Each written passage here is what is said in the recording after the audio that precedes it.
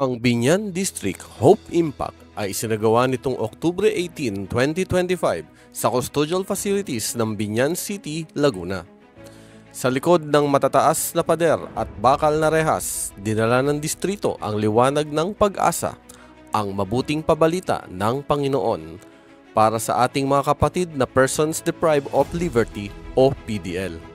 Kasabay ng mensahe ng pag-asa, naghatid din kami ng simpleng handog, soya milk at tinapay, mga munting paraan upang iparamdam na hindi sila nakalimutan at na ang pag-ibig ng Diyos ay umaabot kahit sa pinakamadalim na lugar.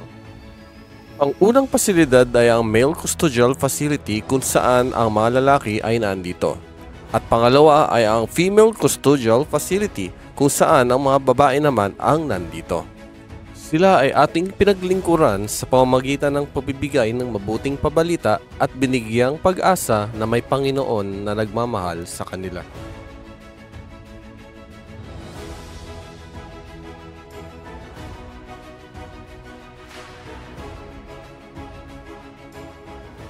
Asan man ang ating kalagayan, tayo man ay mahirap, tayo man ay mayaman, tayo man ay may problema, tayo man ay kung saan naroon, tayo lahat ay tinatawag ng mga anak ng Diyos.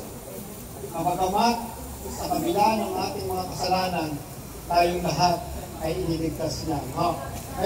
Makakasin tayo ng awitin, ha? Awitin makalangit. Sa tayo ng langit na. Nakila po na yung Diyos sa banal ng mga pagkakas.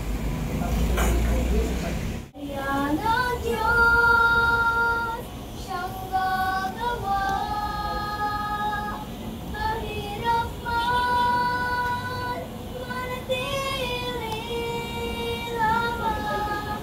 Kung alam ka na mapuntahan, gagawan siya ng daan. Manatili yan, hayaan siya. Mas gamay ko po, alam ko kung siguro noong February, hindi ko lang po kung last February, na meron po nakakwensi sa inyo na kami pinakarating dito, yung may mga kasama kaming foreigner. Natatandaan niyo pa po ba yun, mga kapatid? Yun, ako po'y kasama doon. Kasi noong 2019, ako rin po ay every Saturday, nandiyan po ako sa mga babae. Kaya lang nung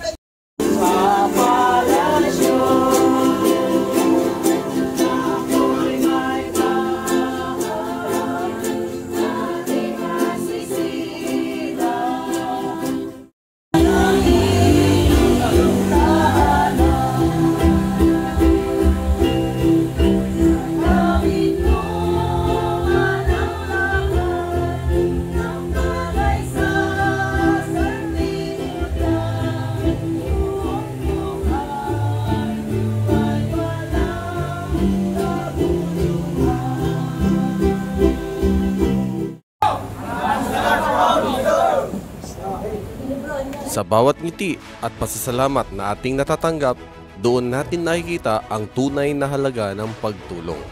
Maliit man ang ating nagawa, malaki ang naging epekto nito sa kanilang buhay. Patuloy tayong maging liwanag sa iba. Dahil sa kabutihang ating ibinabahagi, tayo ay nakakapagbigay pag-asa sa bawat isa. Maraming salamat at hanggang sa susunod nating pagtutulungan. Binyan District Hope Impact!